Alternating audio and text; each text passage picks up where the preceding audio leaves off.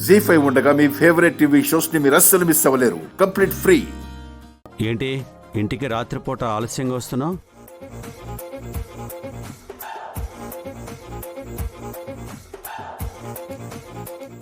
అక్కడేం చూస్తున్నావు? అడిగింది ఇక్కడ. అబ్బే మీటింగ్స్ అన్నయ్య. మీ క్లయింట్స్కి డే టైంలో కుదరదా? సారీ అన్నయ్య, ఇక నుంచి తొందరగా వస్తాను. ఇక నుంచి తొందరగానే రావాలి.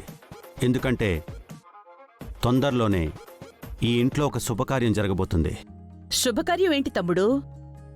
అవునక్క, నువ్వు సంతోషపడేదే. అవునా? ఏంటది? ఇన్నాళ్ళు మందార విషయంలో ఎలాంటి క్లారిటీ లేక నేను మౌనంగా ఉన్నాను. ఇప్పుడు దీపక్ తప్పు లేదని తేలిపోయింది. అందుకని అందరినీ పిలిపించి పార్టీ ఇస్తారా మావయ్య? నీకు పెళ్లి చేస్తాను.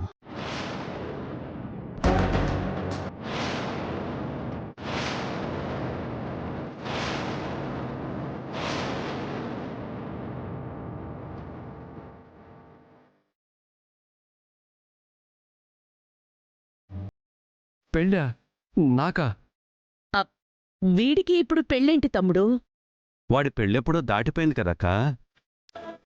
అదేంటక్క, వాడికి పెళ్ళంటే నువ్వు కంగారు పడుతున్నావు?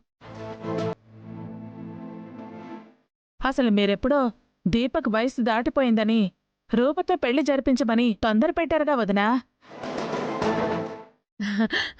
అవుననుకో సుమా, కానీ వీడు మానసికంగా చాలా డిస్టర్బ్ అయి ఉన్నాడు. కొంచెం కోలుకున్నాక ఆలోచిద్దాంలే. వాడేం డిస్టర్బ్ అవుతాడు? ఎవరు ఏమన్నా సరే దులిపేసుకునే రకం. ఆ మాటకొస్తే మందారం విషయంలో నిర్దోషం తేలిపోయింది కదా, ఇంకా రిలాక్స్గా ఉంటాడు.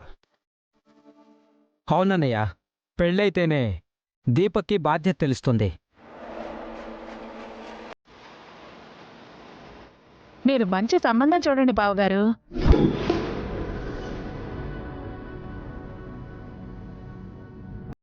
ఆల్రెడీ చూశానమ్మా.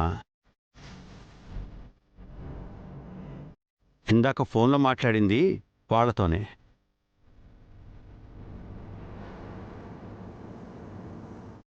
ఎందుకైనా మంచిది వీడు చేసుకుంటానన్నప్పుడే పెళ్లి చేద్దాం తమ్ముడు.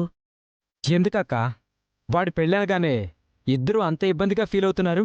అసలు వాడికి పెళ్ళే చేయవా ఏంటి? అది కాదు తమ్ముడు. అదిగో అక్క బావ వచ్చేశారు.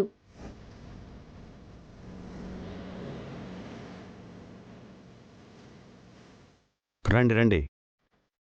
ఇంటల్లుడుండాల్సిన టైమే ఇది.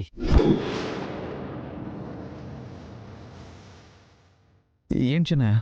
మన దీపక్ పెళ్లి గురించి మాట్లాడుతున్నాం రాజు.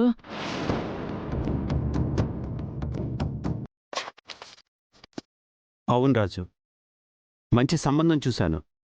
ఒక మంచి రోజు చూసుకొని అమ్మాయిని చూడ్డానికి వెళ్ళాలి. ఆల్మోస్ట్ సంబంధం ఫిక్స్ అయిపోయిందనుకో, ఫార్మాలిటీస్ ఉంటాయి కదా.